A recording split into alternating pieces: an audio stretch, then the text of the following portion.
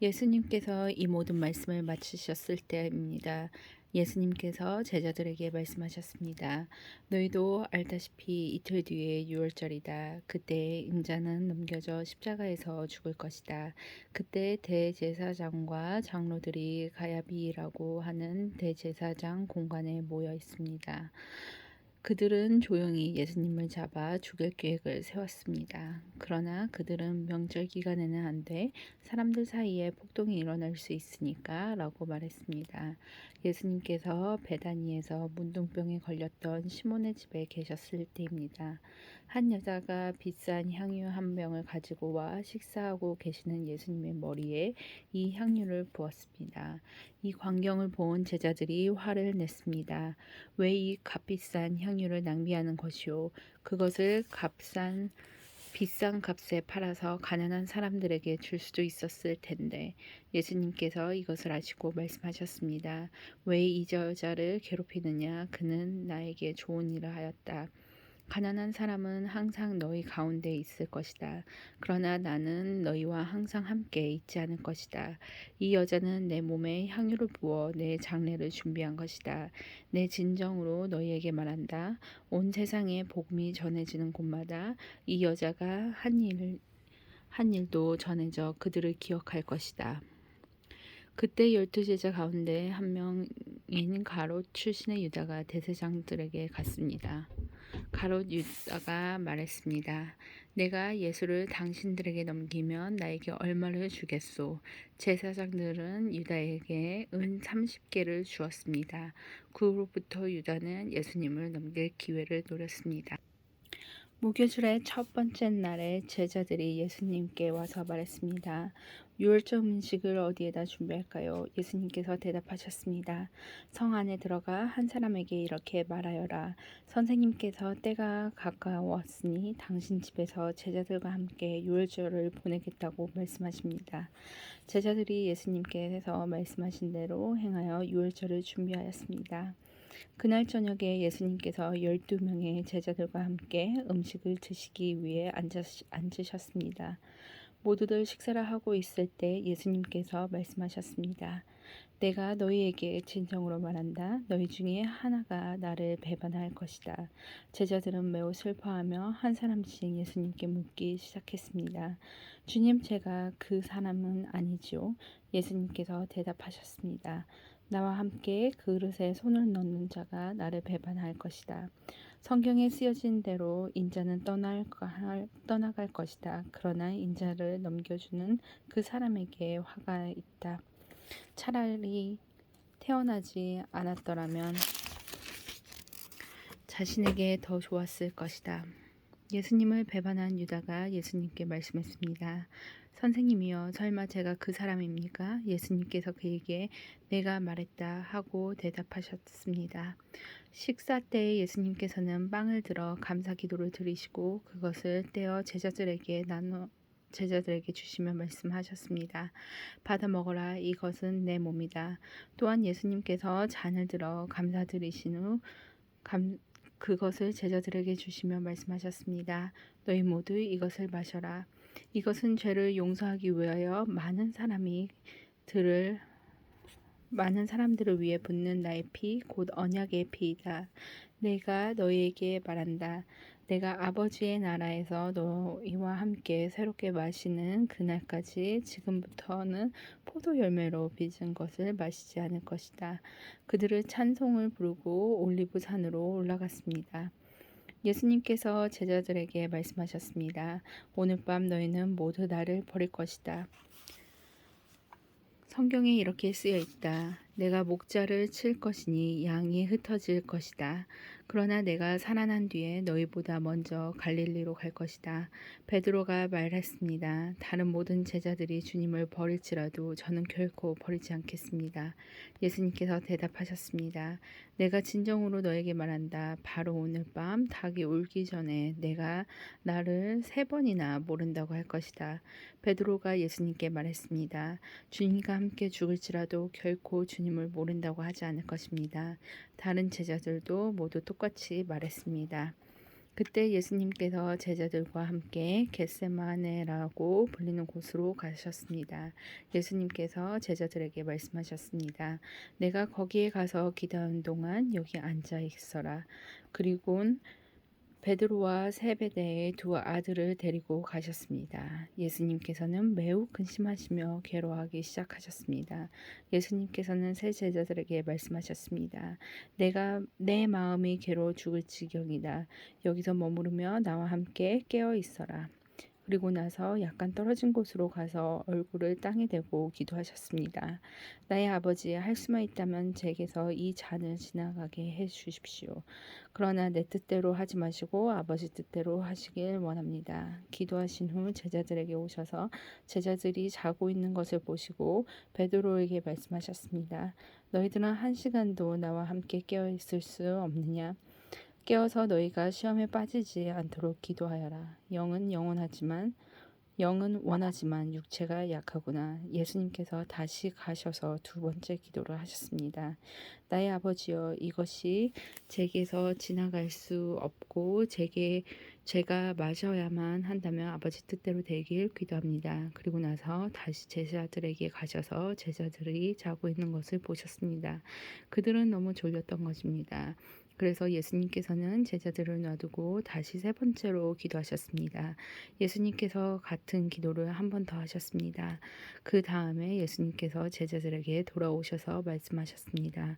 아직도 자고 있고 쉬고 있느냐? 보아라, 때가 가까이 왔다. 인자가 죄인들 손에 넘겨진다. 일어나라, 가자. 나를 배반한 사람들이 가까이 오고 있다. 예수님께서 말씀하시는 동안 12제자 가운데 하나인 유다가 왔습니다. 대제사장과 백성들의 장로들을 보낸 많은 사람들이 칼과 몽둥이를 들고 유다와 함께 왔습니다. 예수님은 배반한 유다가 이들에게 내가 입맞추는 사람이 바로 그 사람입니다. 그를 잡으십시오라며 신호를 정해 주었습니다. 곧바로 유다는 예수님께 가서 말했습니다. 선생님 안녕하십니까? 그러면서 입을 맞추었습니다. 예수님께서 친구여 무엇하러 여기에 왔느냐? 하고 다시 묻자 사람들이 와서 예수님을 붙잡았습니다. 그러자 예수님과 함께 있던 제자 중에 한 사람이 칼을 뽑았습니다. 그리고 대제사장의 종이에 칼을 휘둘러 그 종이 귀를 잘랐습니다. 예수님께서 그에게 말씀하셨습니다. 칼을 도로 제자리에 꽂아라. 칼을 쓰는 사람은 칼로 죽을 것이다. 너는 내가 내 아버지 말씀대로 드리면 즉시 12군단도 넘는 천사들을 보내주실 것을 생각하지 못하겠느냐. 만일 그렇게 하면 이 일이 반드시 일어난다고 한 성경 말씀이 어떻게 이루어지겠느냐. 그리고 나서 예수님께서 사람들에게 말씀하셨습니다. 너희는 마치 강도를 잡을 것처럼 칼과 몽둥이를 가지고 있구나. 내가 성전에 앉아 매일 가르쳤지만 너희는 나를 잡지 않았다. 이 모든 것은 예언자들의 글로 이루어지기 위해 일어난 것이다. 그때 모든 제자들이 예수님을 버리고 도망갔습니다.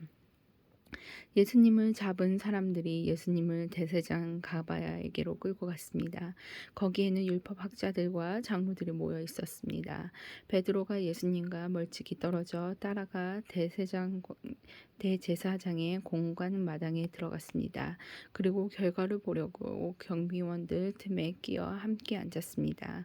대제사장들과 전체 의원들이 예수님을 죽이기 위해 예수님을 고소할 거짓 증거를 찾으려고 하였습니다. 많은 거짓 증언들이 나왔으나 아무 증거도 얻지 못하던 중 마침내 두 사람이 나왔습니다. 이들은 이 사람이 나는 하나님의 성전을 헐고 그것을 3일 만에 다시 세울 수 있다라고 말했습니다. 라고 증언하였습니다. 대제사장이 일어서서 예수님께 물었습니다. 당신은 아무 대답도 하지 않겠소. 이 사람들이 당신에게 불리한 증언을 하는 것에 대한 당신의 답변이 무엇이오? 그러나 예수님께서는 아무것도 말씀하시지 않았습니다.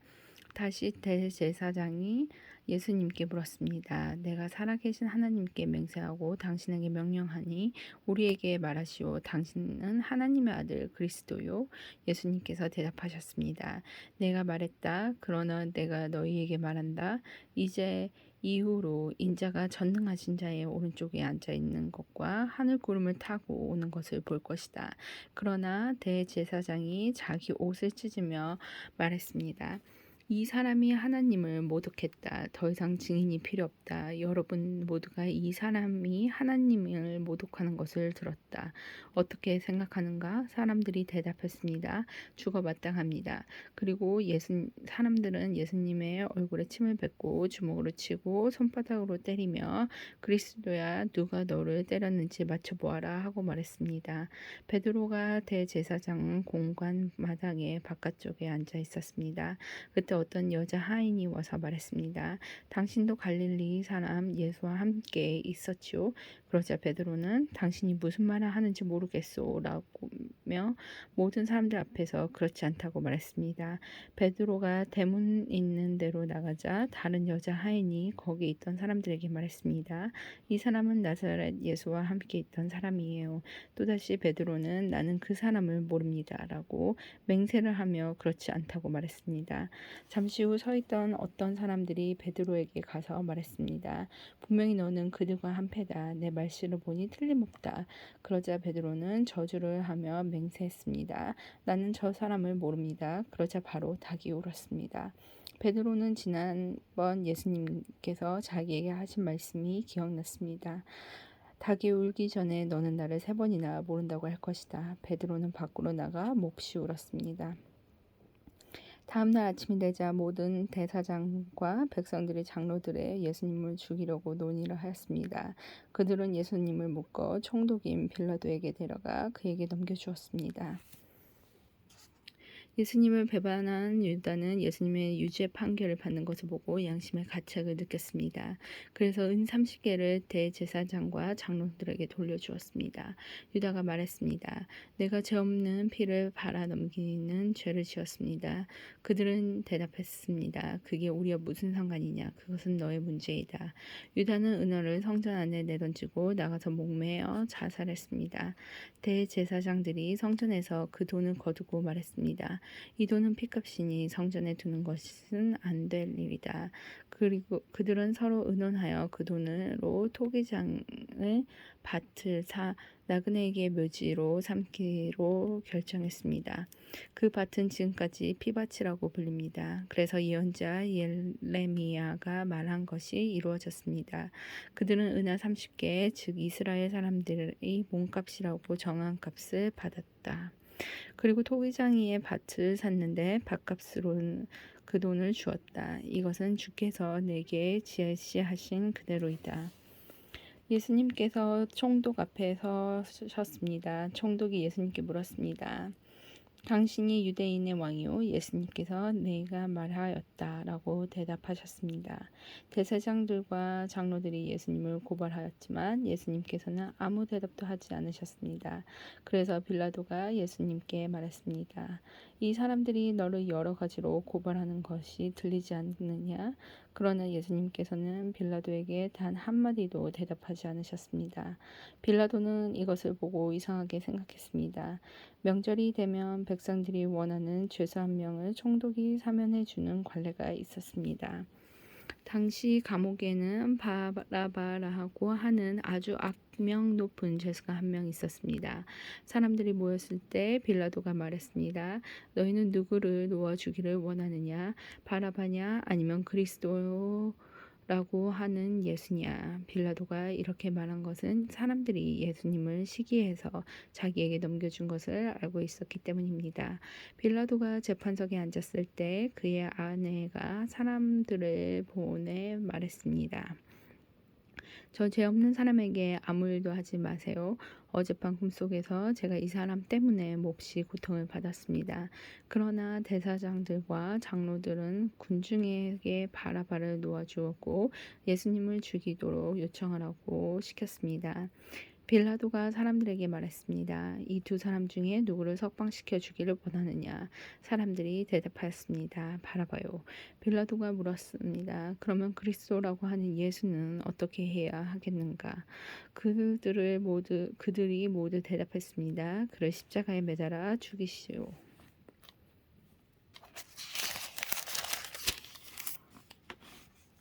빌라도가 물었습니다. 그 이유는 무엇이냐? 그가 무슨 악한 일을 했느냐? 그러자 사람들이 더 크게 소리쳤습니다. 그를 십자가에 매달아 죽이십시오. 빌라도는 자기로서는 어찌할 도리가 없다는 것을 깨달았습니다. 그리고 잘못하면 폭동이 일어날지도 모른다고 생각했습니다. 그래서 그는 물을 떠다가 사람들 앞에 손을 씻으며 말했습니다. 나는 이 사람의 피에 대하여 아무런 책임이 없다. 너희가 알아서 해라. 사람들이 한결같이 대답했습니다. 그의 피에 대한 책임은 우리와 우리의 아들이 지겠습니다. 결국 빌라도는 바라바를 풀어 주었습니다. 그리고 예수님을 채찍으로 때리게 한 후 십자가에 매달도록 내어 주었습니다. 총독군의 군인이 예수님을 총독의 관저로 끌고 들어갔습니다. 그러나 모든 부대원이 예수님 주위에 모였습니다. 그들은 예수님의 옷을 벗기고 대신 붉은색 옷을 입혔습니다. 그리고 가시로 왕관을 엮어 예수님의 머리 위에 씌웠습니다. 그들은 예수님의 오른손에 지팡이를 쥐어주었습니다. 그리고 유대인의 왕 만세라고 말하며 예수님께 무릎을 꿇고 절하면서 놀렸습니다. 그들은 예수님께 침을 뱉고 지팡이를 빼앗아 예수님의 머리를 쳤습니다. 예수님을 실컷 조롱한 후에 붉은색 옷을 벗기고 원래 옷으로 다시 입혔습니다. 그리고 예수님을 십자가에 매달아 죽이려고 끌고 갔습니다. 군인들이 나가다가 구레네 출신의 시몬이라는 사람을 만났습니다. 군인들은 그에게 강제로 예수님의 십자가를 지고 가게 하였습니다. 그들은 골고다라는 곳으로 갔습니다. 골고다는 해골의 땅이라는 뜻입니다. 군인들은 예수님께 쓸개즙을 섞은 포도주를 주어 마시게 하였습니다. 그러나 예수님께서는 맛을 보시고는 마시려고 하지 않으셨습니다. 군인들은 예수님을 십자가에 못 박고 제비를 뽑아 예수님의 옷을 나누어 가졌습니다. 그리고 거기 앉아서 예수님을 계속 지켜보았습니다. 그들은 예수님의 머리 위에 이 사람은 유대인의 왕 예수다라고 쓴 죄패를 걸어 놓았습니다. 그때 두 강도가 예수님과 함께 십자가에 못 박혔습니다. 한 사람은 오른쪽에 다른 한 사람은 왼쪽에 매달렸습니다. 지나가던 사람들이 고개를 저으면서 예수님께 욕을 하였습니다. 성전을 헐고 3일 만에 다시 세운다는 사람아 내 자신을 구원하여라. 만일 하나님의 아들이라면 십자가에서 내려와 보아라. 이와 같이 대제사장들도 율법 학자들과 장로들과 함께 예수님을 조롱하며 말했습니다. 이 사람들이 다른 사람을 구하면서 자기 자신을 구하지 못하는구나.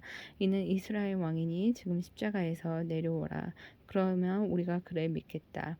그가 하나님을 믿는다는데 하나님께서 원하신다면 그를 당장 구원해 주시라고 그래라. 자신이 나는 하나님의 아들이라고 했으니까 말이다. 예수님과 함께 십자가에 못 박힌 강도들도 똑같은 욕을 예수님께 했습니다. 낮 12시부터 오후 3시까지 온 땅이 어둠에 덮였습니다. 오후 3시쯤에 예수님께서 엘리 엘리 라마 사박다니 하고 큰 소리로 외치셨습니다. 이 말은 나의 하나님 어찌하여 나를 버리셨습니까? 라는 뜻입니다. 거기 서 있던 사람들이 이 말을 듣고 무슨 말했습니다. 이 말을 듣고 말했습니다. 이 사람이 엘리야를 부른다. 그러자 얼른 한 사람이 뛰어가서 해면을 가져다가 신포도주를 적셨습니다. 그리고 예수님께서 마시도록 지팡이에 매달아 주었습니다. 나머지 사람들이 말했습니다. 가만 놔두어라. 엘리야가 그를 구원하러 오나 보자. 다시 예수님께서 큰 소리로 외치셨습니다. 그리고 숨을 거두셨습니다. 그때 성전 휘장이 위에서부터 아래까지 두 조각으로 갈라졌습니다. 땅이 흔들리고 바위들이 쪼개졌으며 무덤이 열리고 잠자던 많은 사람들이 몸이 다시 살아났습니다. 예수님께서 부활하신 후 그들은 무덤에서 나와 거룩한 성으로 들어가서 많은 사람들에게 나타나 보였습니다. 예수님을 지키던 백부장과 병사들이 지진과 일어난 모든 일을 보고 매우 놀라면서 말했습니다. 이 사람은 정말로 하나님의 아들이었다. 많은 여자들이 멀리 떨어진 곳에서 이를 지켜보고 있었습니다. 이들은 갈릴리에서부터 예수님을 섬기려고 따라온 사람들이었습니다. 그 중에 막달라 마리아와 야고보와 요셉의 어머니 마리아 그리고 세베대의 아들들의 어머니가 있었습니다. 그날 저녁에 요셉이라는 아리마대 출신의 한 부자가 왔습니다. 그도 역시 예수님의 제자였습니다. 요셉은 빌라도에게 가서 예수님의 시신을 달라고 요청했습니다. 그러자 빌라도는 요셉에게 넘겨주라고 군인들에게 명령하였습니다. 요셉은 그 시체를 가져다가 깨끗한 천으로 둘렀습니다. 그리고 바위를 뚫어 만든 자신의 새 무덤에 예수님의 시신을 모셨습니다. 그는 큰 돌을 굴려 무덤의 입구를 막고 돌아갔습니다. 막달라와 마리아와 다른 마리아가 무덤 맞은편에 앉아 있었습니다. 이튿날 곧 준비일이 지난 후 대제사장들과 바리새파 사람들이 빌라도에게 왔습니다. 그들은 말했습니다. 각하 그 거짓말쟁이가 살아있을 때 내가 3일 뒤에 살아날 것이다 라고 한 말이 기억납니다. 그러나 명령을 내리셔서 3일째 되는 날까지 그 무덤에서 꼭 지키게 하십시오. 그의 제자들이 와서 시체를 훔쳐간 후 사람들에게 그가 다시 살아났다고 할 수 있습니다. 그러면 이번 속임수는 처음 것보다 더 나쁜 결과를 가져올 것입니다. 빌라도가 말했습니다. 경비병들을 데리고 가서 당신들이 할 수 있는 대로 무덤을 지키시오. 그렇게 해서 그들의 무덤이 가서 돌을 봉인하고 경비병을 시켜 입구를 지키게 하였습니다. 안식일 다음 날, 즉 한 주의 첫날 동틀 무렵에 막달라 마리아와 다른 마리아가 무덤을 보러 갔습니다. 그때 강한 지진이 일어났고 하나님의 천사가 하늘에서 내려왔습니다. 그 천사는 돌을 굴려 치우고 그 위에 앉아 있었습니다. 그 모습은 번개와 같았고 옷은 눈처럼 희었습니다. 경비병들이 그 천사를 보고 두려워 떨고 마치 죽은 사람처럼 되었습니다. 천사가 그 여자들에게 말했습니다. 두려워하지 마라. 너희가 십자가에 못 박힌 예수님을 찾고 있다는 것을 알고 있다. 예수님은 여기 계시지 않다. 말씀하신 대로 다시 살아나셨다. 와서 예수님이 누우셨던 것을 보아라. 그리고 빨리 가서 제자들에게 이렇게 말하여라. 예수님께서 죽음에서 다시 살아나셨습니다. 그리고 먼저 갈릴리로 가셨습니다. 거기에서 예수님을 뵐 수 있을 것입니다. 보아라, 이것이 내가 너희에게 전할 말이다. 여자들은 재빨리 무덤을 떠났습니다. 그들은 두려우면서도 매우 기뻤습니다. 그들은 제자들에게 이 소식을 전해주려고 달려갔습니다. 그때 갑자기 예수님께서 여자들에게 나타나셔서 말씀하셨습니다. 잘 있었느냐? 여자들은 예수님께 다가가서 그분의 발을 붙잡고 절했습니다. 그러자 예수님께서 말씀하셨습니다. 두려워하지 마라. 가서 내 형제들에게 갈릴리로 가라고 말하여라. 거기에서 그들이 나를 볼 것이다. 여자들이 가고 있는 동안 몇몇 경비병들도 성으로 들어가 대제사장들에게 일어난 모든 것을 말하였습니다. 대제사장들은 장로들과 함께 모여 의논하였습니다. 이들은 경비병들에게 많은 돈을 주었습니다. 그리고 사람들에게는 밤에 예수의 제자들이 찾아와 우리가 잠든 사이에 그 시체를 훔쳐갔다고 말하여라.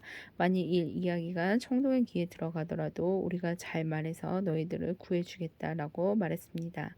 돈을 받은 경비병들은 그들을 시킨 대로 했습니다. 그래서 이런 소문이 유대인들 사이에 널리 퍼지게 되었고 오늘날까지 그렇게들 알고 있었습니다.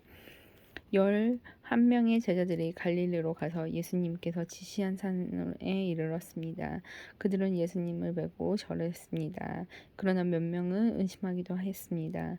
예수님께서 오셔서 말씀하셨습니다. 하늘과 땅의 모든 권세가 내게 주어졌다.